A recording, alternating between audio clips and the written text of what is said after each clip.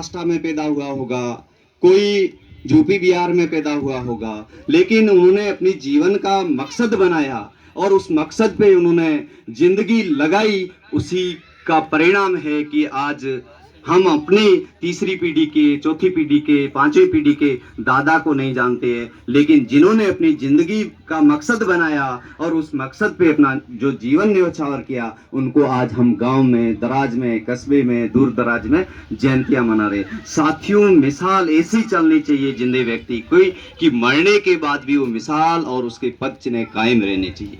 सभी लोगों का अमूल्य जो समय मिला है, जीवन यापन मिला है, उसको बेहतरीन बनाने का खुद में ही नुक्सा होना चाहिए और उसको तराशने के लिए खुद को ही आगे आना चाहिए।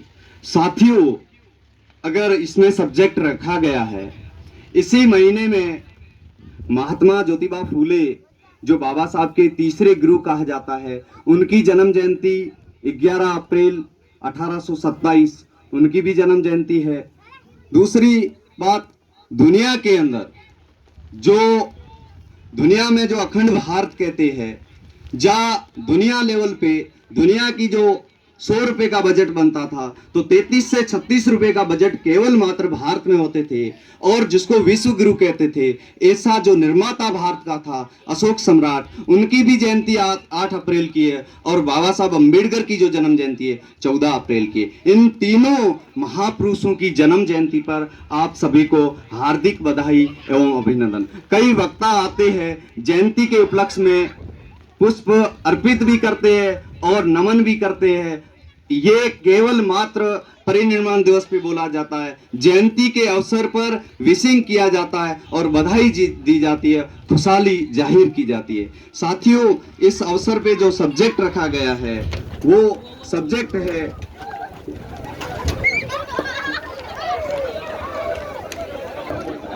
थोड़ा ध्यान दे।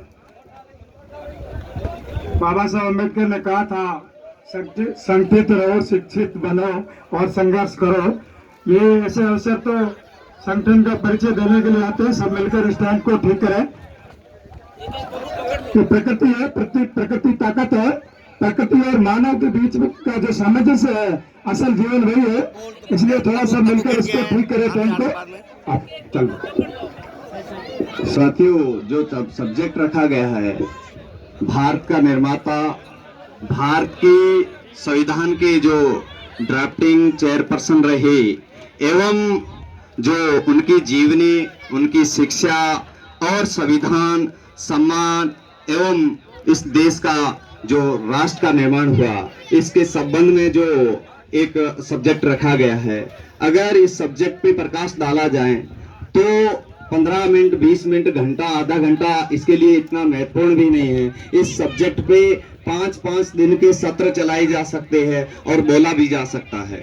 साथियों, बाबा साहब अम्बेडकर दुनिया में महान बने, तो बाबा साहब अम्बेडकर से पहले हमारे जितने भी महापुरुष पैदा हुए, उन महापुरुषों ने अपने जीवन में जो जिंदगियां लगाई, उनका जो जीवन का संघर्ष था, उसी का परिणाम था कि बाबा साहब इस दुनिया में महान और महान विभूति बन पाए। साथियों, अगर बाबा साहब के आंदोलन पे अगर प्रकाश डाला जाए और बाबा साहब इस देश में जो राष्ट्र का निर्माण करना चाहते थे, उस पे अगर प्रकाश डाला जाए, तो बाबा साहब ने अपने जीवन में 3 अपने गुरु माने, सामाजिक गुरु माना, राजनीतिक गुरु माना और आंदोलन की दृष्टि में गुरु माने। पहला जो उन्होंने गुरु माना, जो संविधान की जो प्रियम्बल है, समता, स्वतंत्रता, बंधुता, न्याय पर आधारित समाज एवं राष्ट्र का निर्माण होना चाहिए। ये जो कंसेप्ट है, ये बुद्धा के आंदोलन का कंसेप्ट है। बुद्धा